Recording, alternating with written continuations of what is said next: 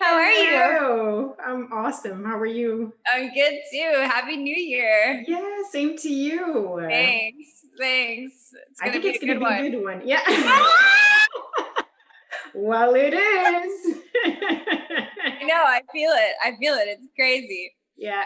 So it's so funny because I had like all of my questions written out and I was practicing what I wanted to ask you and what I wanted Hmm. us to talk about. And half an hour ago, I'm like, nah, fuck this shit. And I'm Ah! like, I put all my questions away and I said, okay, I want to talk about this. I want to talk about this. I want to talk about this. Cool.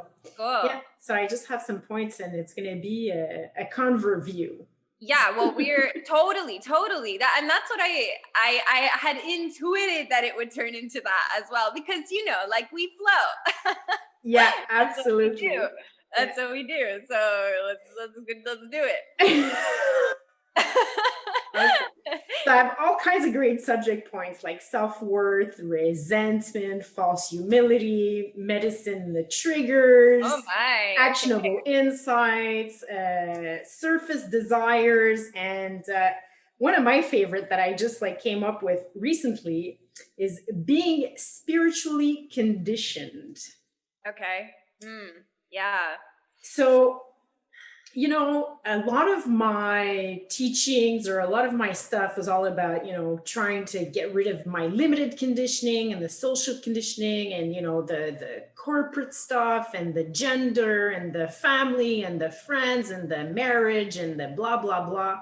Yeah. And then I realized that most of my limitations, like the really big one that was keeping like my abundance away or my joy, were my spiritually conditioned insights.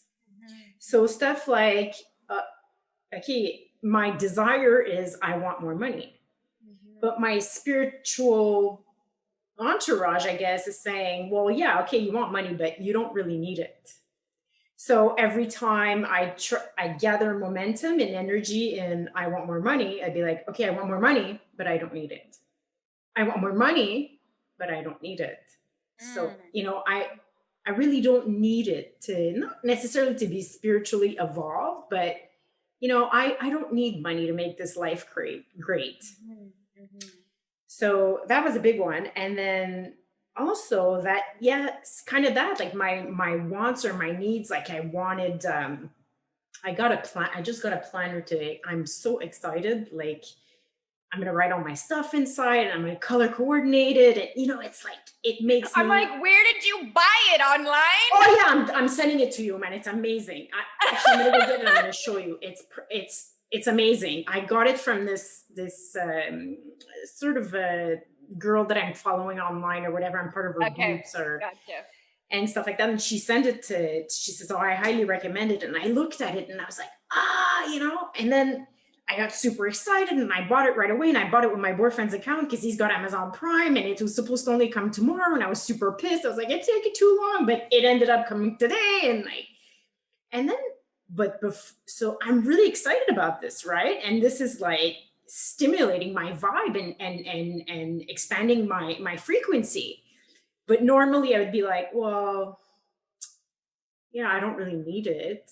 Or, I would sort of spiritually numb it down a little bit because being too excited is, it's superficial or it's not really what God wants. That's not the kind of experiences God is looking for. And I'm like, what?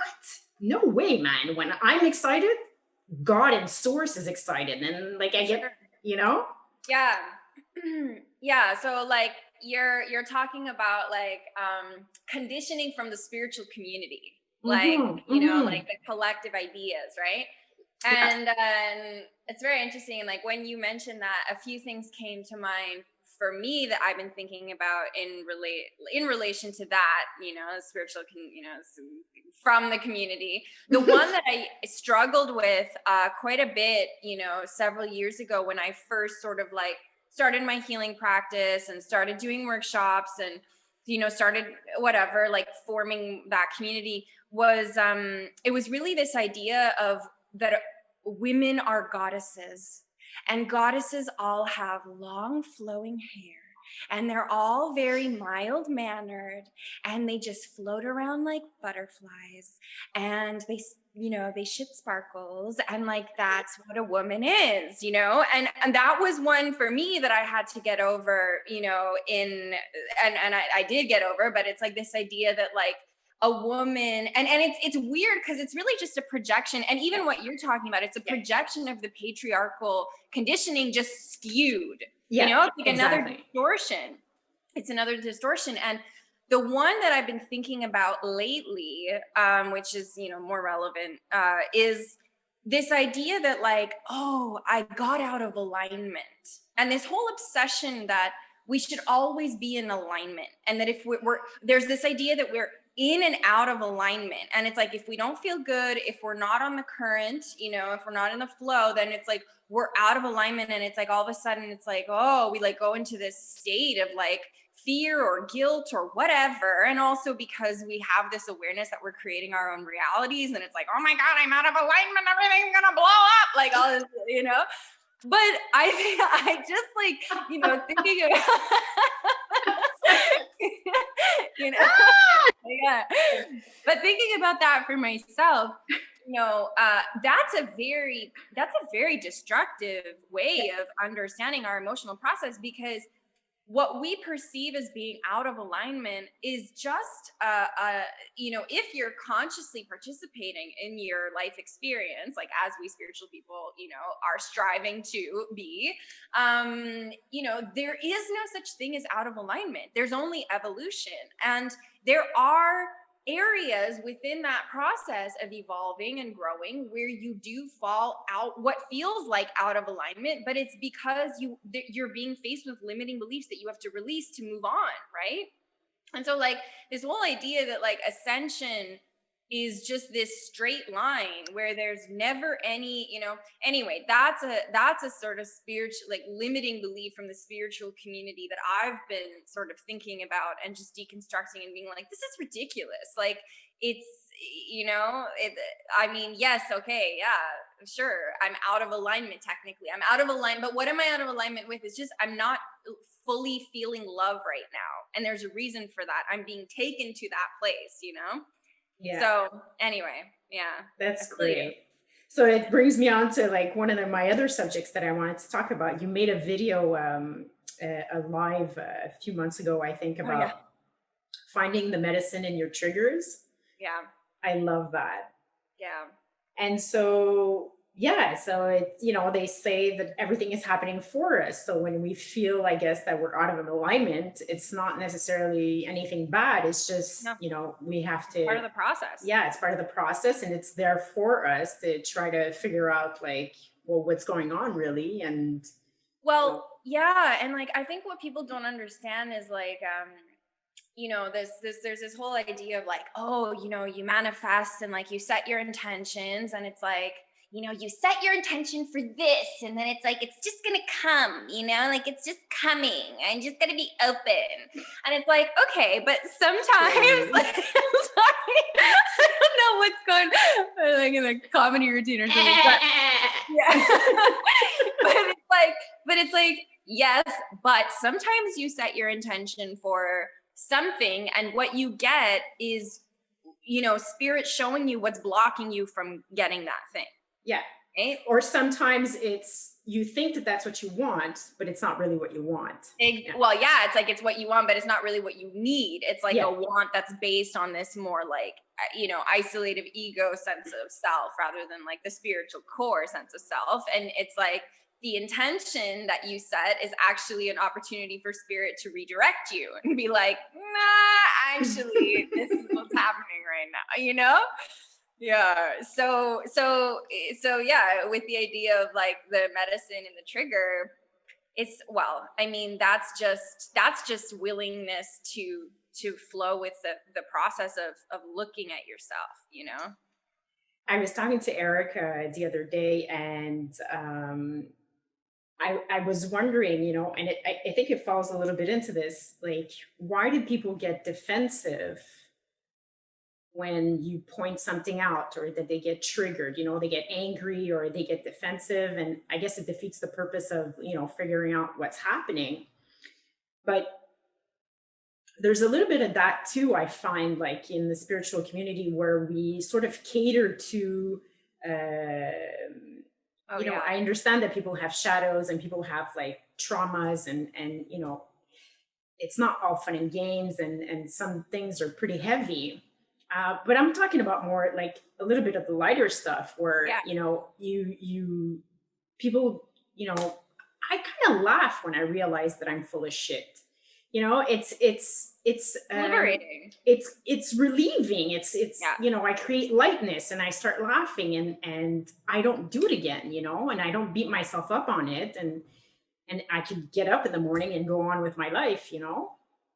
Yeah. So yeah. Well, this is something that I've also, I've actually written about. I haven't shared it yet, but just this whole idea where it's like what you're talking about is like it's like we're trying to make this container of like safety for everybody. It's like trigger warning, and it's like, okay, trigger warning, sure, trigger warning, but like, you know what? Our unwillingness to like participate in that stuff is exactly what's blocking people from getting away from it or like transforming it, evolving through it, right?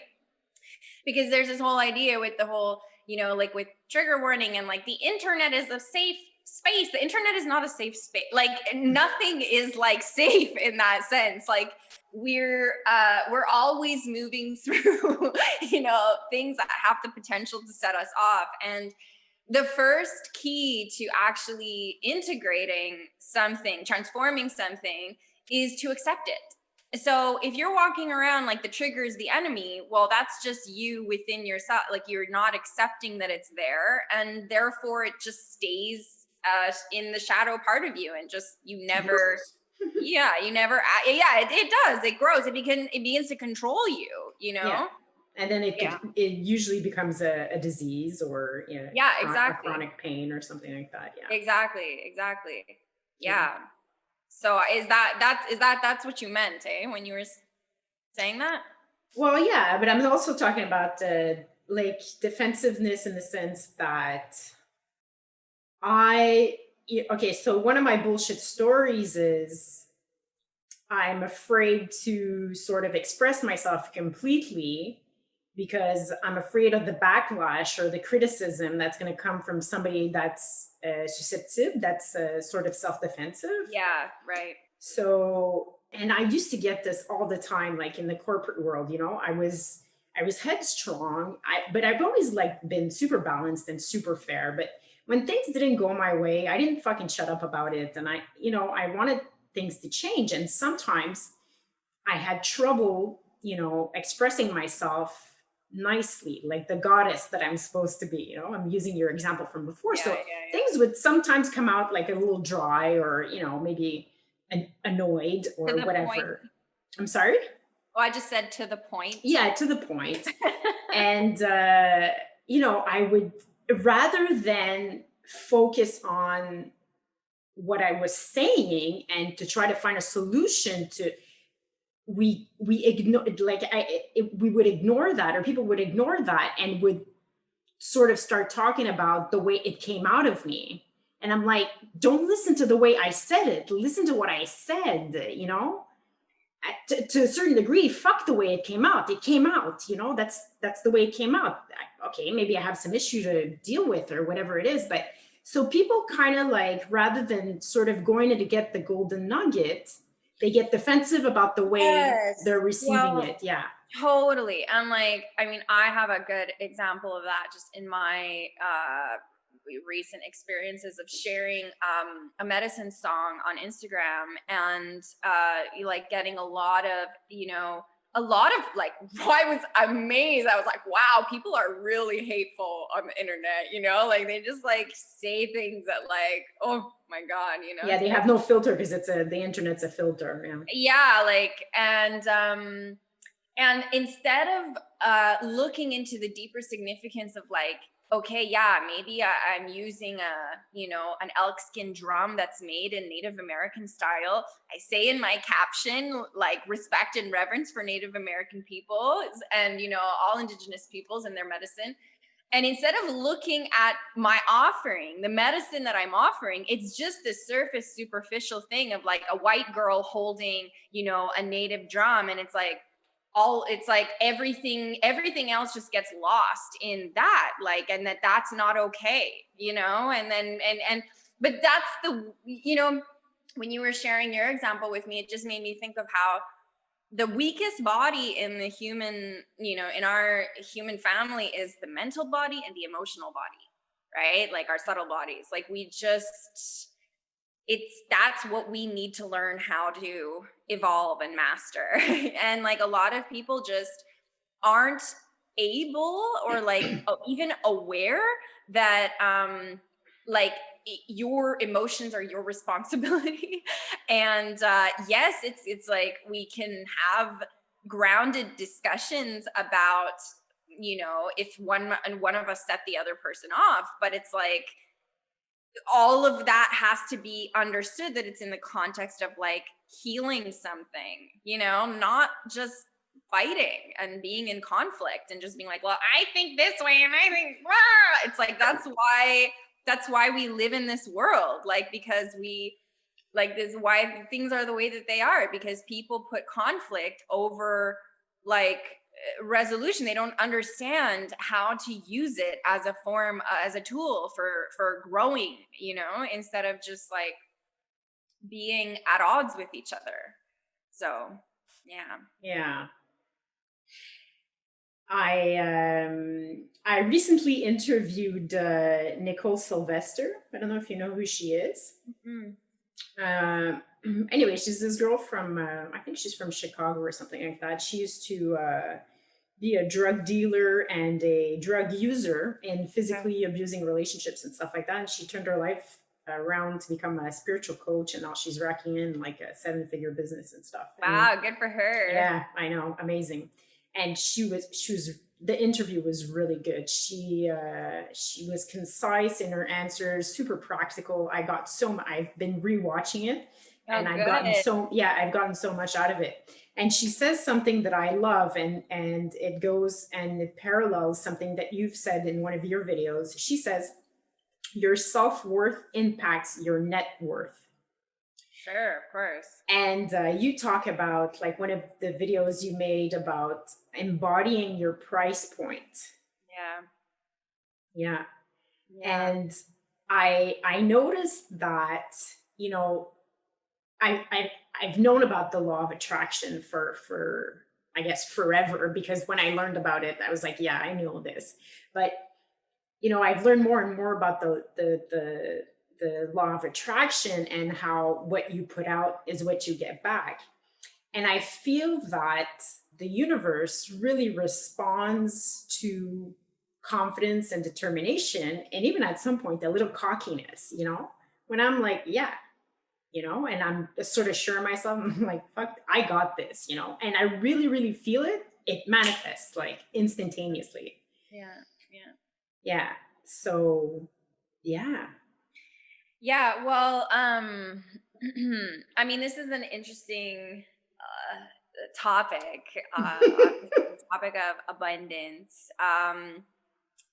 For me, like, it's gone quite a bit deeper in the last month in terms of the way I'm understanding it. And I think like the idea of money is really, it's just an energy, right? It's just an energy that we circulate within our experience of life, but also it's an energy that's already a part of us. So the whole idea of abundance and like the self-worth piece, I've sort of really started to understand it as being connected to us putting ourselves first, in the sense that we put our connection to spirit first. I was just, thinking about this, and today was that the word obedience means to listen, to hear, and to not turn away from the direction of spirit. And I think that when you really live your life by that law, like, I mean, like, like that's your guiding force, that all of those things that we associate with abundance, like self-worth, like, all this, like embodying your price point, it's like it's your relationship to yourself through the guiding, the guidance of spirit that solidifies all of that. So, people think like, oh, I'm just going to work on my self-worth and set intentions for my self-worth, and they like really look at it through the lens of money. But I think I'm realizing that money is nourishment. And the first relationship we form to nourishment is really permission to nourish ourselves. And the way that we do that is through, being committed to spirit. So, Amen. yeah. So it's kind of like, for me, it's gotten down to that place where it's like, okay, yeah, you want abundance, okay, you nourish yourself, like, but have the courage to nourish yourself, like. And I think for business owners that's really hard. It's like, because if you're not working, if you're not producing, if you're taking a week off, if you wake up and God is saying like, today is not a work day, and you're like, okay, all right, and then God says that the next day and the next day and the next day, is like, oh, okay, like it takes a lot of courage to live like that. But if you can stick, if you can commit to that, then you that's your self-worth right there. I'm worth listening to the guidance of the divine, That was awesome. yeah. Yeah, and it goes back also to that same video where you say, embodying your price point. I think that was the second one, but the first one was, my life feeds my business. Yeah. It's not my business that feeds Yeah. me. Yeah. I feed myself first, and that's what feeds my business. Yeah. And another podcast I listened to recently was the 9 laws of abundance, the 9 universal laws of abundance or something. And the 9th one was a surprise to me. And it was the law of divine compensation. Yeah. Whereas if exactly what you were explaining right now, if you listen to yourself and you don't turn away and you really act on what you feel like spirit is coming through you, you are divinely compensated, and you are entitled to abundance because you are, whatever everybody's been saying, you're being your true self, and you're acting authentically. And there's no resistance. Yeah. And another thing that actually Nicole Sylvester just posted today that I saw on social media was, spirit will reveal itself as you're walking the path, not before. Yeah. So all of that. So that's amazing. Yeah. And another thing too about the law of divine compensation, she was talking about like that Marianne Williamson wrote a whole book about it. Yeah. Yeah. And she said, when you're first born, and that really touched me. I got goosebumps all over me. The first thing you do is you take a breath. And so you receive. And because you've received and you're feeling nourished, then you can voice, then you can express yourself. Yeah. I thought that was beautiful. Yeah. 100%. Mm-hmm. Yeah. So a friend of mine, I'm in a chat group on Skype with a few girlfriends of mine. And the other day I opened it up and my friend's bitching about a coworker. And she writes, guess what my coworker did? She works in a company where they deliver software. They sell and deliver software. So they have what are called go lives when they've worked in the background on the system and stuff like that, and they're putting the system live in production, is what we call it, is a set date where they sort of turn on the machine, let's say. Right. So last week she says, so my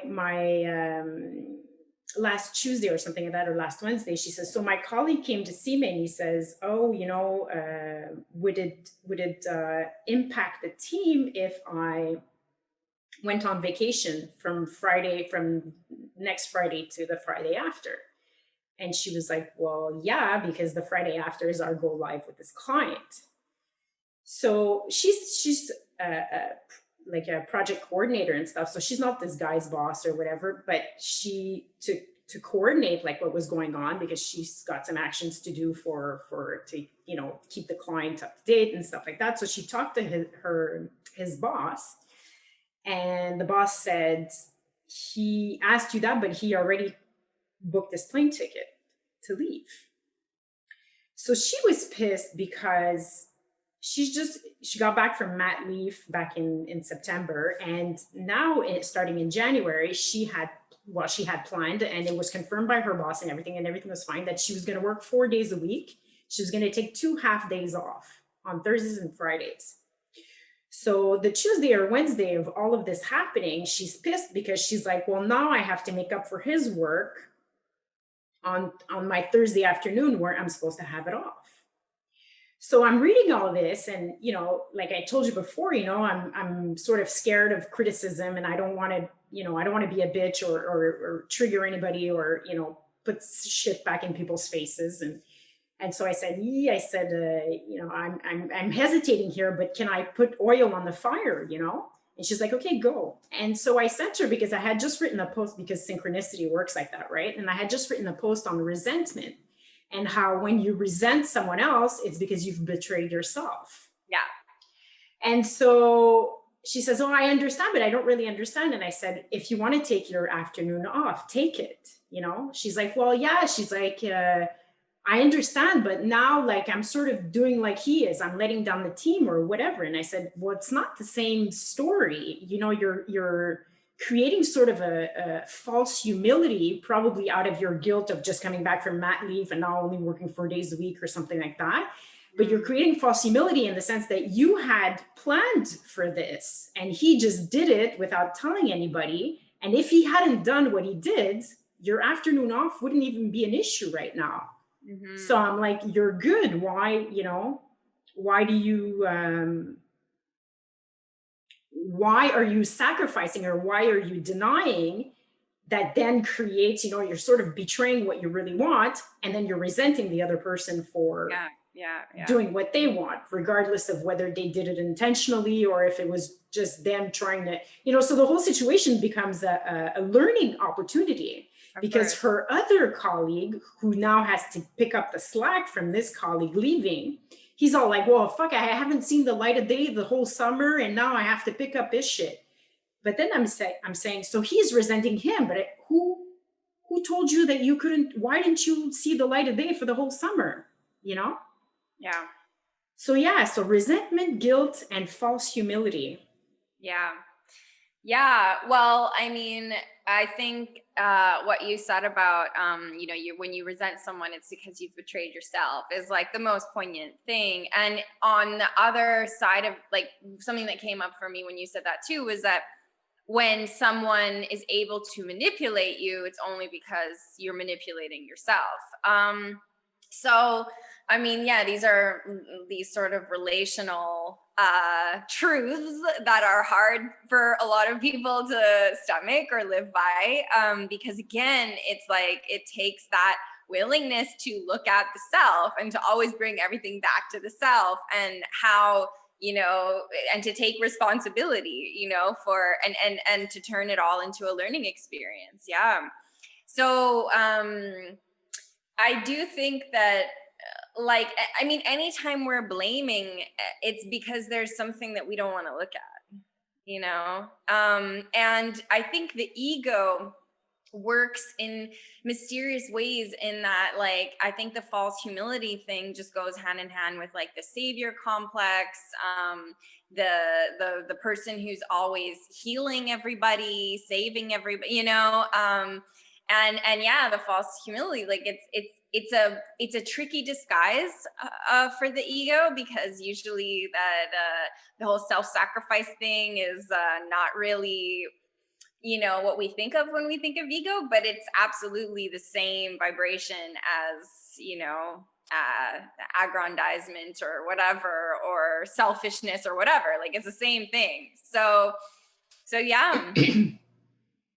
Yeah. And I think on that level too, you're talking about like work and people and I mean, this is part of the patriarchal conditioning that people associate work with self-sacrifice and not being able to pursue their desires. It's just like, oh yeah, all these things go hand in hand. And it's like, not really. That's just how it is for you because you're allowing it to be like that. So that's another part of our kind of societal conditioning that's just hovering around and affecting everybody's life. Yeah. Yeah. Yeah. Another thing that Bentinho Massaro, sorry, at one time, Bentinho Massaro, about like the false humility and the sacrifice and stuff Yeah. like that. He said something along the lines of, because his colleague there was asking him, well, why do people get defensive? Why do people, sacrifice and then get angry or something like that? And he said, and that really triggered me. And I was like, oh, fuck, he got me now. Now I'm aware of it and I have to do something about it. But he said, it's kind of the ego, because the ego is super cunning, right? And the more cunning you are, the more cunning your ego is. And it's a way for the ego to not have to take responsibility to clear up your shit, right? Yeah, exactly. 100%. Yeah. 100%. So I was really pissed after I heard that, because I was like, well, that's it. Now I have to do my work. Yeah, for sure. For sure. And I mean, like, people don't seem to understand that, like, life gives you everything that you need to become who you are if you just participate, like who you're meant to be if you just participate. Yeah. That means like every single day is like a new experience where you're going to move through things and there are opportunities for growth, and you have to know how to recognize them. Yeah. Such a good conversation. Yeah. So, like, along the same lines after that, like when I spoke to my friend who was resenting her colleague and stuff, she said, as if, okay, so she says, okay, so now I have to act like my colleague who abandoned us to pursue his desires, to go on vacation and I was like, I said, and this reminds me of when I spoke to Nicole Sylvester, telling her, like, how can you follow your desires or your highest, how can you follow your highest excitement in the moment to the best of your ability when you're, let's say, addicted to weed and watching Netflix movie, and, what makes you feel good is this kind of destructive behavior, or this, not necessarily expanding behavior. So she's like, well, now I have to sort of act like that. And I was like, well, there's a difference between a surface desire and like an anxious sort of calming, and a natural desire where, like you were saying before, if you follow like the little insights that you get and the little impulses that you get, every second of every day, you won't, if you keep doing that, you're not going to betray yourself, in the sense that, and then when something happens, you're more balanced. It doesn't affect you as much. So my boyfriend and I also, we were talking about, before the holidays, apparently everybody was like super pissed at his work and stuff like that about not being able to celebrate Christmas with their families, and, because of the whole confinement thing and everything like that. And everybody was like super on edge, and like very, very anxious and angry. And they're like, oh, that's it, taking away Christmas. It's the only fucking 2 weeks I have vacation a year or whatever, in the summer and this and that. And I was like, well, people have, it's like kind of like the frog in the boiling water. People like sort of sacrifice a little bit every day for, I don't know, 40 weeks a year. And then they have 4 weeks off. And if something happens, they get super pissed because they've sacrificed so much. They're like, well, aren't I supposed to be getting something good? but they don't get that sacrifice can never bring you satisfaction. They don't vibrate on the same frequency. Yeah, well, I mean, it's so and I really think this is a key part of the patriarchal conditioning is like like sacrifice yourself. Sacrifice your self-expression. Sacrifice your true nature. You know, like it's this is like constant sacrifice. I think for women it's I think for sure it's even more intense because it's like we not only sacrifice, you know, for our work, but we also have to sacrifice for our husband and we sacrifice for our child, like in the conditioning, you know. Yeah. Women, like men are almost they're allowed to have more desires, selfish desires, but women, like it's like, you know, best you just disappear, you know, aside from meeting the needs that everybody is asking of you to meet, right? So this sacrifice programming is really strong, and yeah, like it's the program that the government, like the powers that be use to like make people again have that false sense of pride that they're doing something like for the collective, you know, like it's like, well, you're not wearing a mask and getting a vaccine, like you're irresponsible, you're not, you know. And it's like, no, you're brainwashed, you know, like that's that, like you erasing yourself does no good To to the anybody. collective, to the at all. And in fact, and it's just a tool for disempowerment, you know. It's just the, you know, and that's why everybody's so goddamn reserved and repressed, you know, and like everyone's just walking around like, is this okay? Is this okay? It's like it's yeah, like it's a really tragic, I mean, on that level. Yeah. I know that we've talked about that before, but I think so, yeah. And it brings me to another thing Nicole said during her, yeah, she's got all kinds of great little golden nuggets in that interview, but she says, I'll have to check it out. yeah, she says, when you have an impulse to do something and it excites you, you have a responsibility to your potential because that's what the collective is craving. Of And course. that, yeah, that's what the collective wants. I just got a shiver now.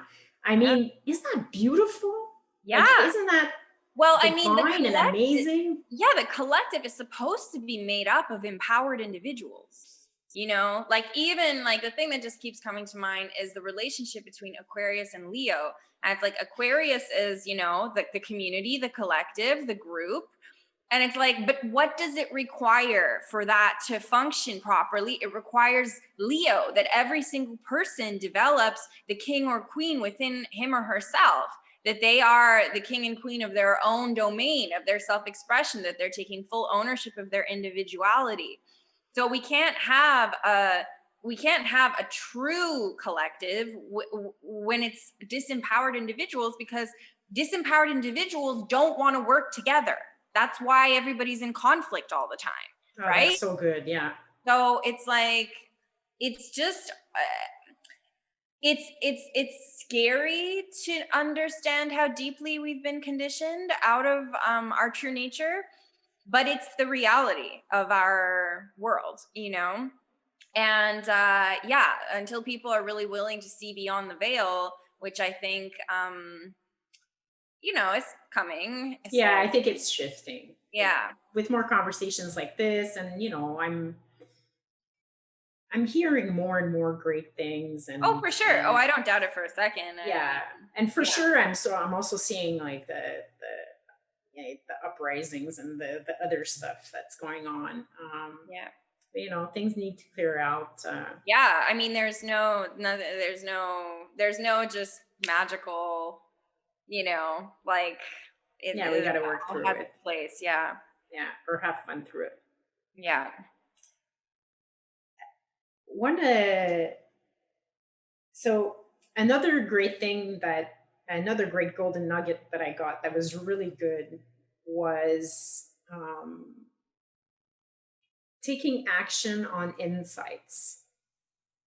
So again, yeah, it was my distortion of what I thought, I was being spiritually conditioned, but I kept having like intentions and mantras like make each day your masterpiece.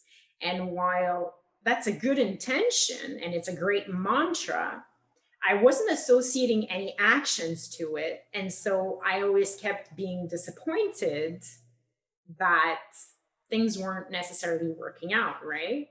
And so an awesome golden nugget that I got was like, oh yeah, this is a great insight on myself. Like, what are the actions that I can take now to sort of make this more concrete and make it part of my life and that I'm living and going forwards in. So I know you talk a lot about mindset, and obviously like mindset is crucial to setting the right intention. But where I'm at right now is backing that up with inspired action. Of course. Well, I mean, like the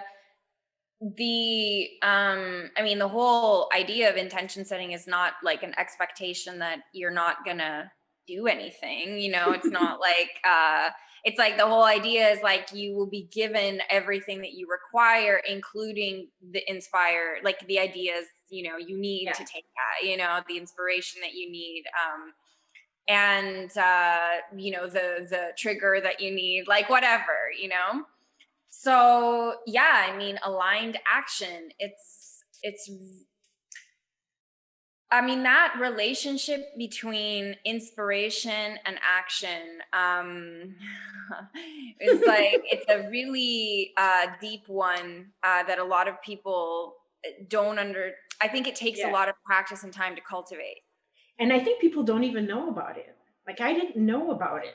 Mm-hmm. I was sort of ignorant a little bit that, yeah, I kept hearing, yes, you're in a physical world and you have to embody stuff, but I didn't know that it was the process of turning my inspiration into aligned action. Or Mm-hmm. that once you set an intention, your higher self sort of patterns everything pretty much for you and then sends you tidbits, and that you Yeah. just trust and you follow along the way. And then, at some point, all of these inspired actions or aligned actions compound and, Yeah. you create that reality or you alchemize Yeah. the notions and the insights. Yeah. Yeah. Yeah. 100%. 100%. So, yeah, I mean, I think a key in understanding that relationship is just, I find that when we're inspired to do things, sometimes it's not, or like when we receive a download or an insight or an intuitive hit about a course of action that we need to follow, sometimes it's not like what we expect, and it's not like the easiest thing to do, and it's like it's a detour, it feels like a detour, or it feels like something that, again, it's like not what we wanted but what we needed type thing. And I think the key in that, like going back to this idea of just like following divine will all the time, which is like key to self-realization and abundance, is like how do you recognize resistance towards what you're being asked to do and what you're being asked to take aligned action on, and understanding that as soon as you like do the thing that you're being asked to do, you will feel a sense of immediate relief. But it's being able to navigate and understand that, like, if you're having trepidation around what's coming up, to understand that as resistance rather than attaching any kind of like egoic narrative to it that's trying to justify why it's there, and then that's actually blocking you from doing what you're Yeah. meant to do. So I think that whole process too is something that isn't often talked about, and is takes a lot of practice to be able to move through and Yeah. master. Well, it's practice, right? And once you do Exactly. it, then you get direct knowing and experience, and you Yeah. fuck up and you learn and you try again, and then you know better, and then you do better, and then you know better, and then Exactly. you do better. Exactly. Yeah. Yeah. And it's eternal, right? It's the process until we Yeah. die, and then we decide to take on another life and start it all over again. Right? Sure. Sometimes here and sometimes in a higher dimension. Some, Me, anytime anyone talks about like coming back to Earth, I'm like, nah, man. Like I've had my share. I did my pay my yeah, man. dues. Like after It's this, enough. Yeah. we're going up. Yeah. I'm going in a spaceship next. No, I'm just staying in a subtler dimension. That's all. Yeah. No, Yeah. I want to come back, but like in a physical dimension, but where I can, I don't know, be on a spaceship and I don't know, telepathically connect with other people, and things are simple and things are. Well, you're talking a bit about. It sounds to me a bit like fifth dimension, but Yeah. Yeah. I'm like an ET, like a star Yeah. system. Yeah. I want to be taller, maybe blue. Yeah, I'm like, are you talking about the Arcturians? Maybe. I don't know. I apparently, I feel this, but I'm more Palladian. Like Okay, yeah, sure. so yeah, maybe tall and blonde, or I don't know. No, tall, dark. Yeah, I don't know. Yeah, but I sort of see myself on a spaceship, and like my head is like kind of like an information hub, and I'm just like processing like knowledge and Sounds information and sending very things. everything that you said sounds very Arcturian. Arcturian. Well, there you Very go. Maybe Arcturian. it's that. But I Yeah. mean, maybe yeah. I mean, just throwing that out there. If, Yeah. Well, apparently we all have, their types of DNA in us, and yeah, we're a big yeah, mishmash. Yeah. yeah. Anyway, so yeah, I think we had a great conversation. Totally. One thing I wanted to ask you is, I know that I encouraged our mutual friend, to buy the Gene Keys book. Yeah. And apparently she, I don't know if she wrote to you about it or if you got it yourself, or apparently you really liked it. I want to know what you think of it. Yeah. Well, yes, she sent me the description for The Future Human, which I think is my Gene Key. It's funny because I mean, it's not the first time I hear about Gene Keys. Like one of my clients had introduced me to it like a year ago now. And it was funny because anyway, whatever. At the time I was like, I had just gotten out of a long relationship and I had this idea in my head that like, I'm better single. And I had read in my Gene Keys description that I function best in partnership. And I was like, this is bullshit. And I just was like, it was just a very funny, like, sort of like, I just, forgot about it. But from what had like the book that you suggested that she buy, it was like crazy how much it put together in terms of like just these different branches of what I've always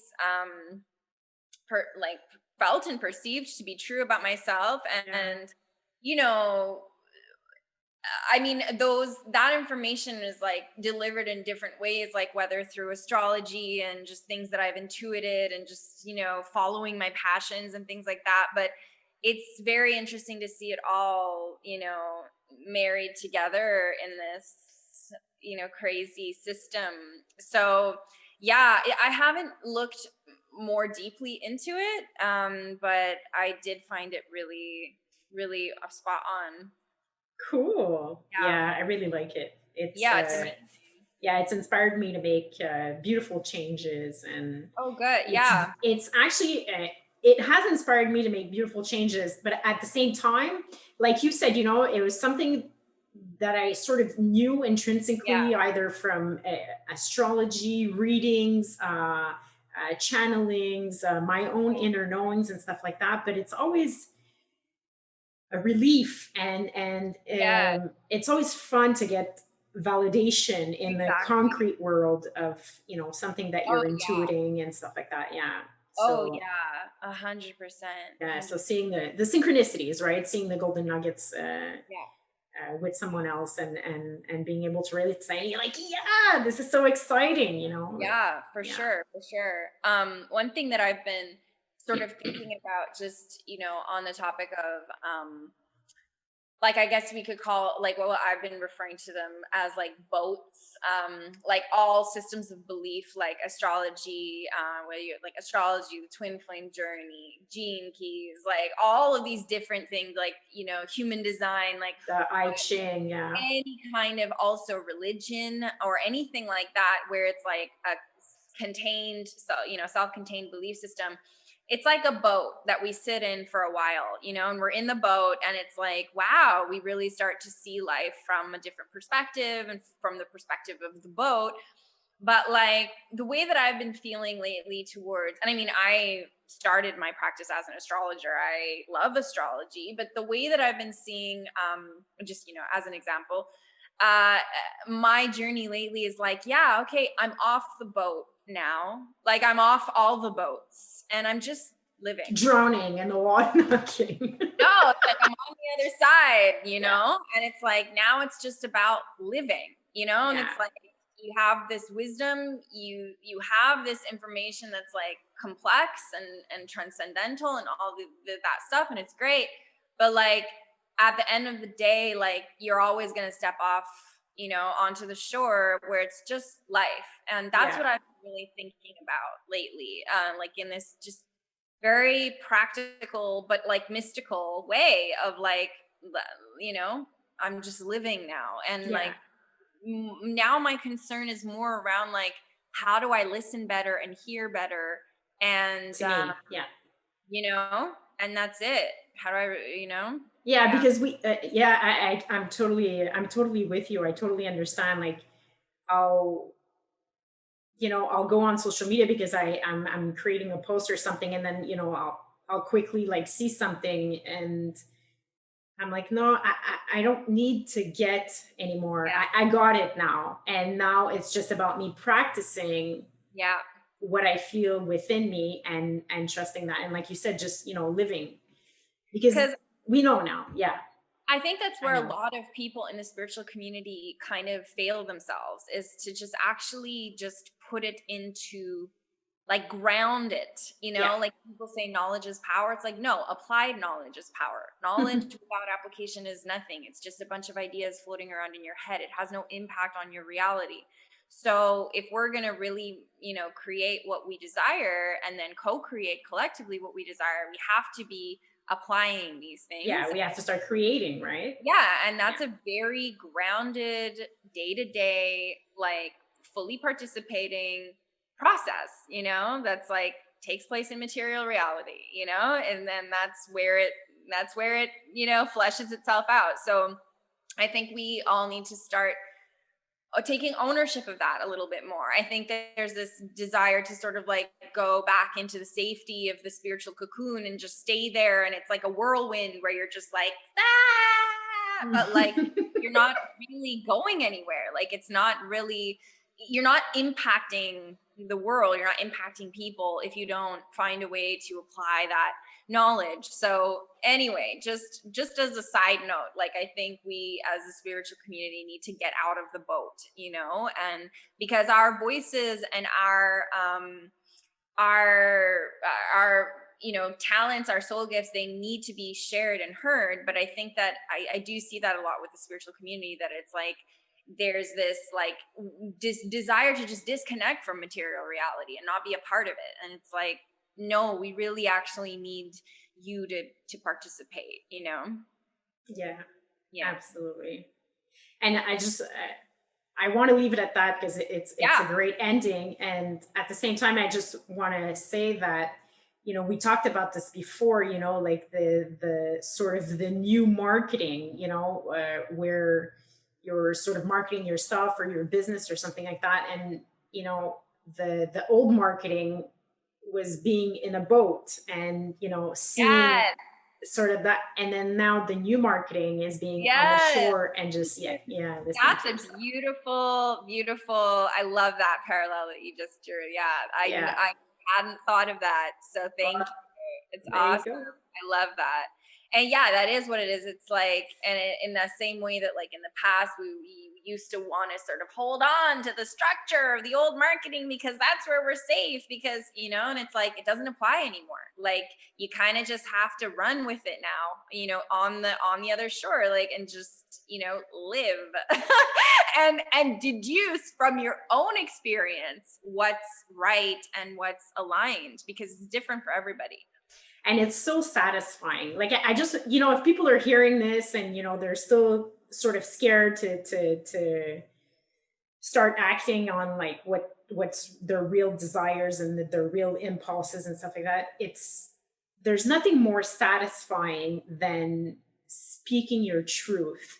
And I did a video recently on this, and I spoke my truth, and the outcome doesn't matter, because Yeah, when you're honoring yourself in the moment, it doesn't that's matter it. how it turns out, because that's the juice of it. That's That's it. yeah, And deeper than that, you honoring yourself is you honoring the divine, right? yeah, absolutely. And then that becomes like the mutually exclusive like a relationship that like, so you're able then to just let go of all the attachment that gets people so caught up. Like, I mean, now we're really more talking in business, but yeah, Yeah. it's And really, it's what gives you your highs, rather than yeah, just searching for a high or getting high and then getting back low. exactly. It's always a high, it's always the Yeah, well, next action just feeds you. Yeah.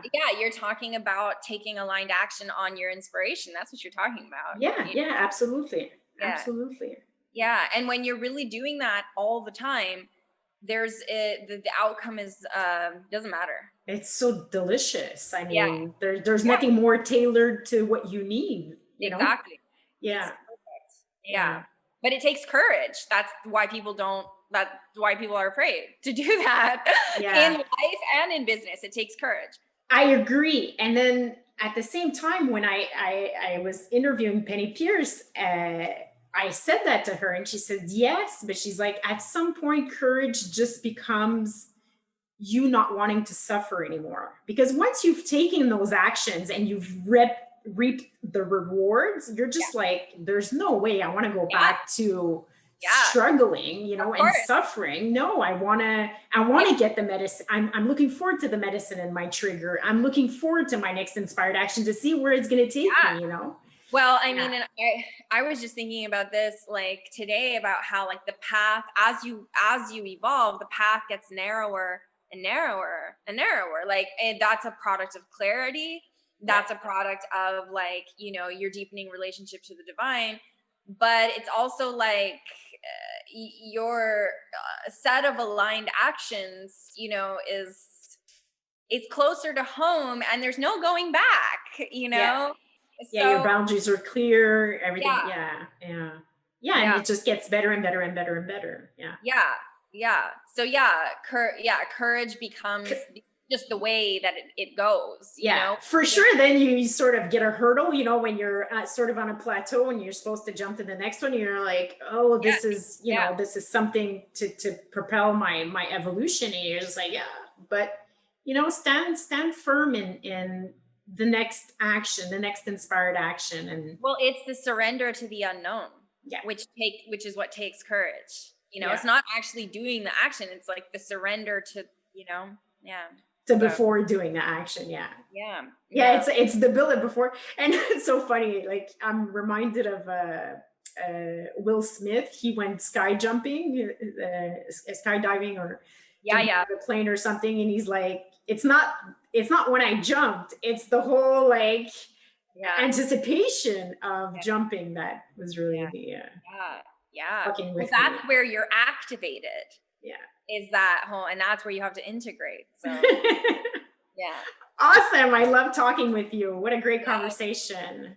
you love. Thanks for having me. Yeah, thanks for your time. And yeah, we'll let some time pass. We're going to integrate all this. And then when we have new topics, I'll be sure to give you a buzz. Yeah. Okay. All right. So have a beautiful rest of your day. Thanks, you too. Okay. Bye. Bye.